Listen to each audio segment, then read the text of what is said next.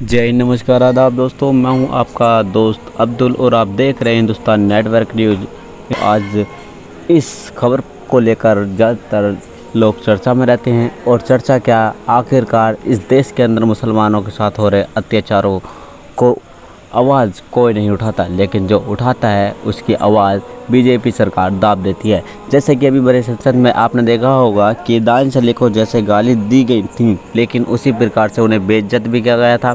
उन्हें जो रमेश बिधोड़ी था उन्होंने उसे उसी प्रकार गाली दी थी, जो कि एक पाकिस्तानी नागरिक को भी नहीं देनी चाहिए, एक कोई अदर कंट्री का नागरिक को भी नहीं देनी चाहिए। उन्हें पाकिस्तानी खालिस्तानी, बल्कि यहाँ तक कि उन्हें एक आतंकवादी भी बोला गया था। लेकिन रमेश बिधोड़ी के इस बयान को लेकर अब बीजेपी सरकार चंदा नहीं बल्कि कुछ नहीं, अब इनाम दे रही है। और ये इनाम जो रमेश बिधोड़ी का एक साइन होना था, वो किस चीज़ का, जो कि रिज़ाइन लेटर था, वो अभी तक इन्होंने रिज़ाइन लिया नहीं है और इन्होंने अपने पद से इस्तीफ़ा दिया नहीं है। लेकिन बल्कि मुसलमानों के खिलाफ़ हो रहे अत्याचार को लेकर जब दानिश अली अपनी आवाज़ बुलंद करते हैं तो उनकी आवाज़ को इस प्रकार दबा लिया जाता है जैसे कि वो इस संसद के सदस्य नहीं हो, और न ही उनकी आवाज़ को बुलंद किया जाता, बल्कि उनकी आवाज़ को लेकर ज़्यादातर लोगों में ये दहशत का माहौल मचा रहता है कि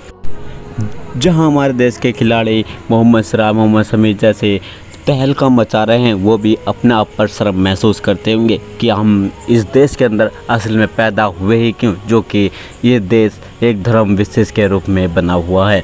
मैं आपको बता दूं, इस देश के अंदर जब से बीजेपी सरकार यानी अदर पार्टियां आई हैं, बल्कि जब से हो रहे अत्याचारों को लेकर मुसलमान आज तक झेलते आ रहे हैं और शायद झेलते रहेंगे। लेकिन मैं आपको बता दूं कि मुसलमानों के ऊपर अत्याचार ऐसे ही नहीं होते कि उन पर अत्याचार ढाए जाते हैं, बल्कि मुसलमान अभी तक झेलता आ रहा है और सहन करता आ रहा है। बल्कि उन्होंने जब भी अपनी आवाज़ उठाई, जब भी उनकी आवाज़ों को दाब दिया गया और उनके ऊपर नारेबाजी की गई, उन्हें बंधक बनाया गया, बल्कि यहाँ तक कि उन्हें JSR के नारे भी लगवाए गए। बल्कि होने वाले जो जितने भी ये आप देख रहे हैं कि दानिश अली को जिस प्रकार से उन्होंने रमेश बिधोड़ी ने बेइज्जत किया था, उसी प्रकार से उन्हें MP के पद से इस्तीफ़ा दे देना चाहिए था। लेकिन अभी तक रमेश बिधोड़ी ने अभी MP के पद से इस्तीफ़ा नहीं दिया है, बल्कि अभी तक कुछ ऐसा नहीं एक्शन लिया गया है, बल्कि न ही अभी उन्होंने माफ़ी मांगी है। लेकिन मैं आपको बता दूं,